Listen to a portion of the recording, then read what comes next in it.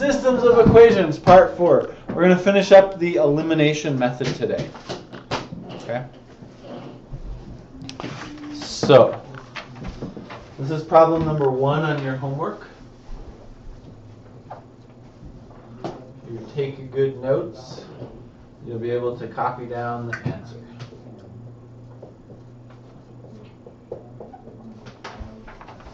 (2x plus 4y equals negative 4. 3x plus 5y equals negative 3. Uh-oh. There's something seriously wrong here. If I add those together, is anything going to drop out? No. Nope. No. What if I multiply by negative 1? No. Nothing's going to drop out. You can multiply by 3 on the top and 2 on the bottom. Brilliant! What a brilliant solution, right? There's nothing that I can multiply one equation by, so I have to multiply both equations by something. And so what Maddie said, she had a brilliant flash of insight. Multiply the top by 3, multiply the bottom by negative 2. Now, watch what happens. If I multiply 3 times 2x, I get 6x. 3 times 4y is 12y. 3 times negative 4 is negative 12. On the bottom, negative 2 times 3x is negative 6x. Yes.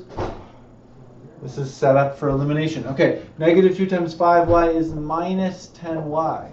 Or plus negative 10y, but plus negative is the same as minus. Negative 2 times negative 3 is a positive 6. Because a negative times a negative is a positive. Okay. Now I can add these together. 6x plus a negative 6x cancels out. 12y minus 10y, 2y. Negative 12 plus 6, negative 6.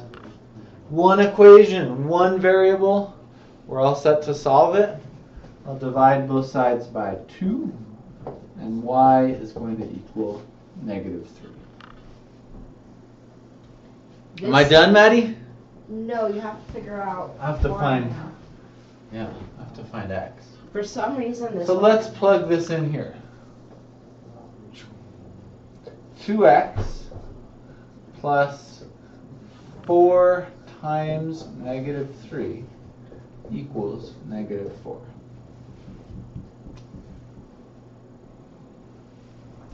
Oh, 4 times negative 3, that's just negative 12. So I'm going to write minus 12 equals negative 4. Oh, I could add 12 to both sides. So 2x is negative 4 plus 12. That's the same as 12 minus 4. 12 minus 4. Yeah. 8. Divide both sides by 2. X equals 4. Write my answer as an ordered pair. 4, comma, negative 3.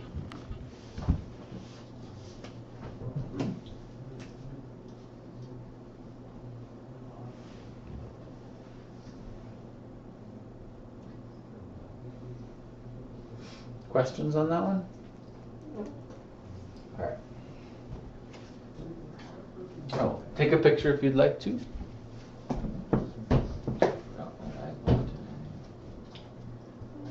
You want to go get yours? I didn't bring it with me. Oh. Do you have something? You forgot to? It's broken. It was supposed to come tomorrow.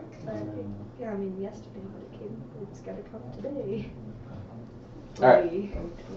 All right. Next, we're going to do one more example.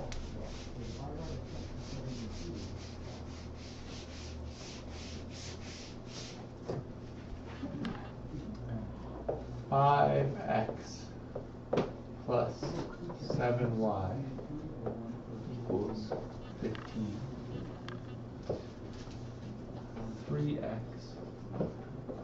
8y equals 9. What could I do?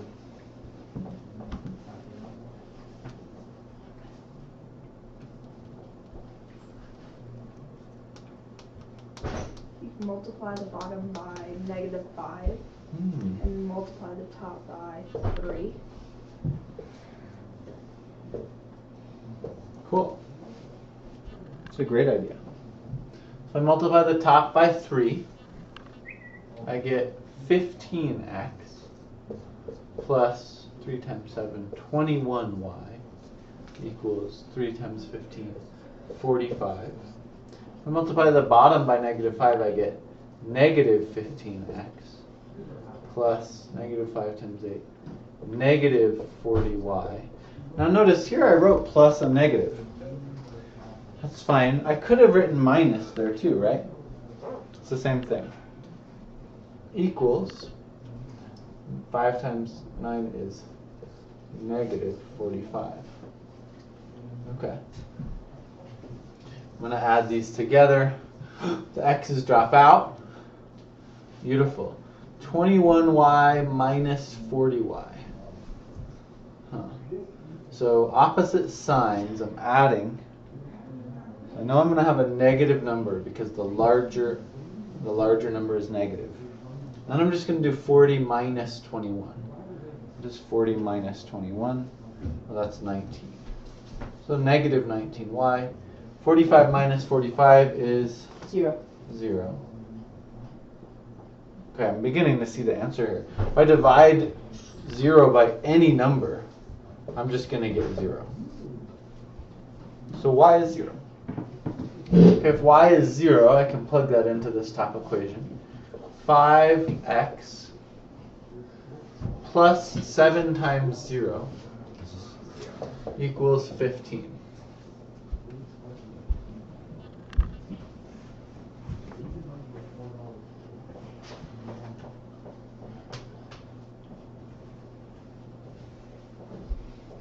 Wait, don't you Should I do mean, now? shouldn't 0 be in parentheses?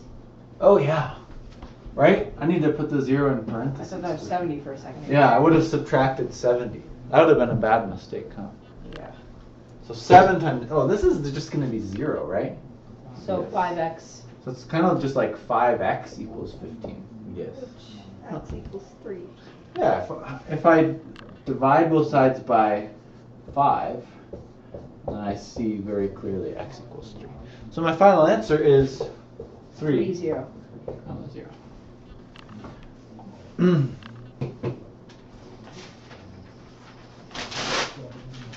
So I'm multiplying both equations by something, right? What would happen if I plugged these two numbers, 3 for x and 0 for y, into this second equation?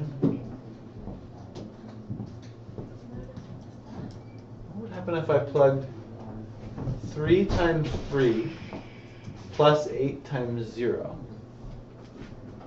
Yeah. Let's try it. So instead of 3x plus 8y equals 9, I'm going to write 3 for x and 0 for y. So I have 3 times 3 plus 8, remember those parentheses, times 0 equals 9.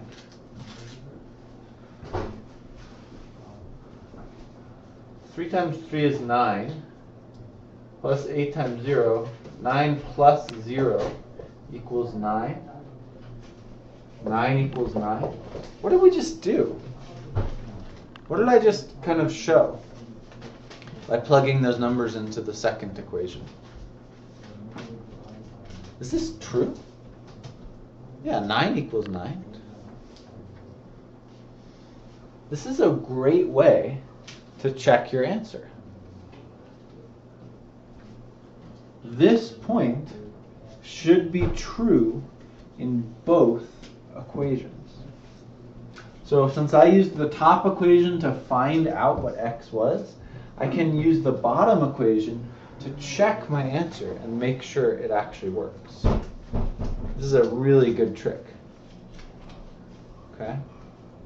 So we can check our answer with these by plugging that point into the second equation. Whatever equation we didn't use to solve for the second variable. All right.